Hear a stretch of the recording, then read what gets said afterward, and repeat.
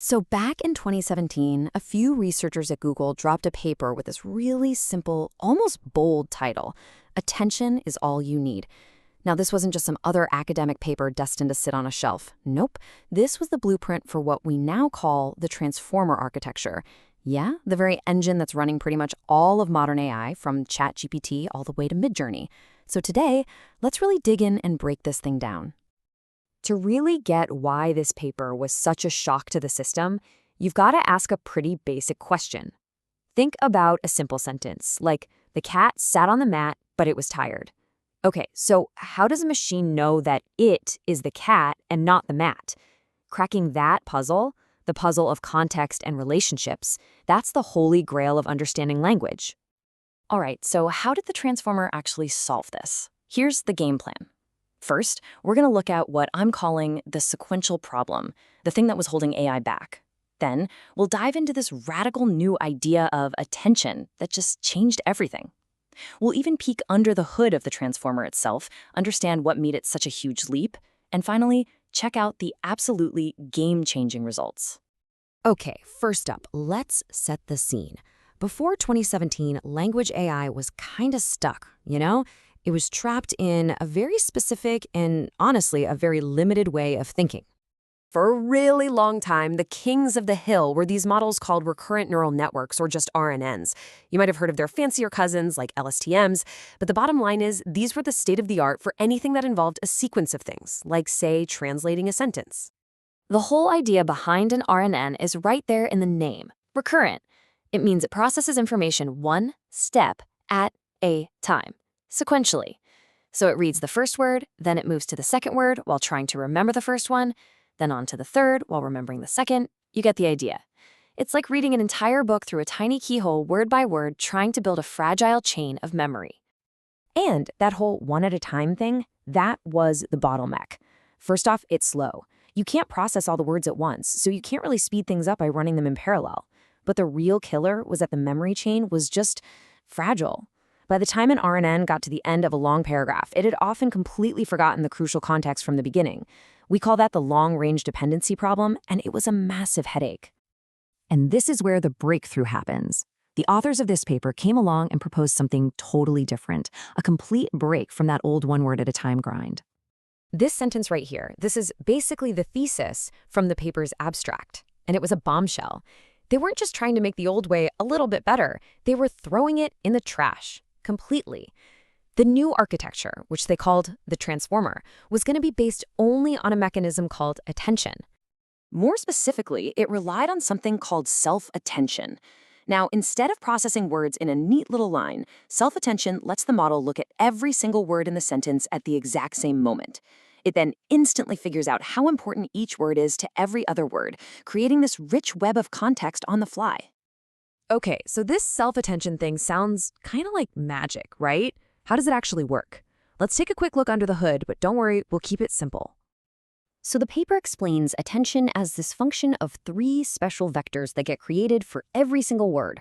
They are called a query, a key, and a value. You can just think of these as the fundamental ingredients for calculating context. Here's an easy way to think about it. For a word like it, its query is basically it asking a question, like, who in this sentence is most important for understanding what I mean?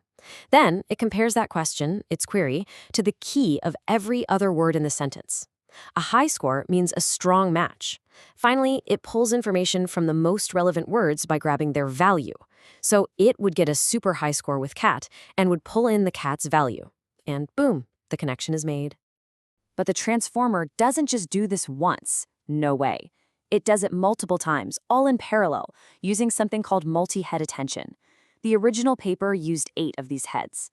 The best way to picture it is like having 8 different experts all reading the sentence at the same time. Maybe one head is focused on just the grammar, another is figuring out who did what to whom, and a third is just looking at the overall vibe or meaning. This gives the model a much, much richer understanding of the text. Now, this all sounds fantastic, but hold on a second. By throwing out these sequential models, we've created a new problem, right? If all the words are processed at the same time, how does the model know that the cat chased the dog is different from the dog chased the cat? The fix for this is actually really simple and elegant: positional encodings. Before the words even get into the model, a unique little mathematical signal gets added to each one. This signal is basically a timestamp or a digital address that tells the model, hey, this is the first word, this is the second word, and so on. And just like that, word order is preserved. So, we've got this new architecture. But what made it so much better? Well, the paper lays out some very clear technical wins. Okay, take a look at this. This is Table 1, straight out of the paper, comparing self-attention to the older methods.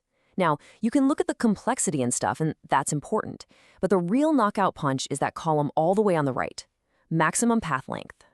And here's why that's so critical. For an old RNN to connect the first word of a sentence to the last one, the information has to travel through every single word in between. That's a long path. But with self-attention, because every word is looking at every other word at the same time, the path between any two words is always just one. It's a direct connection. And that makes learning those long-distance relationships, like what it refers to, dramatically easier.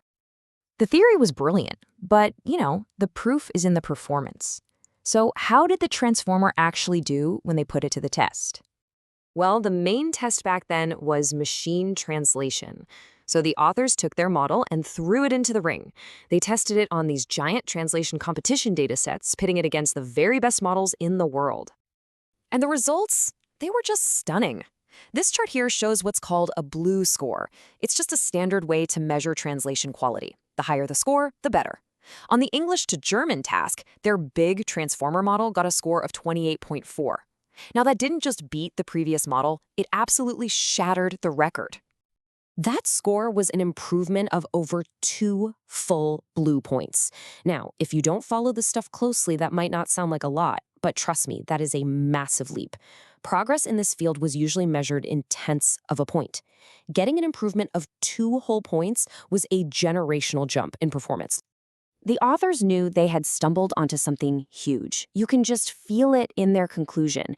They weren't just talking about translation. They were excited about the future of attention itself, and they were already planning to apply it to other things. They saw a whole new era beginning.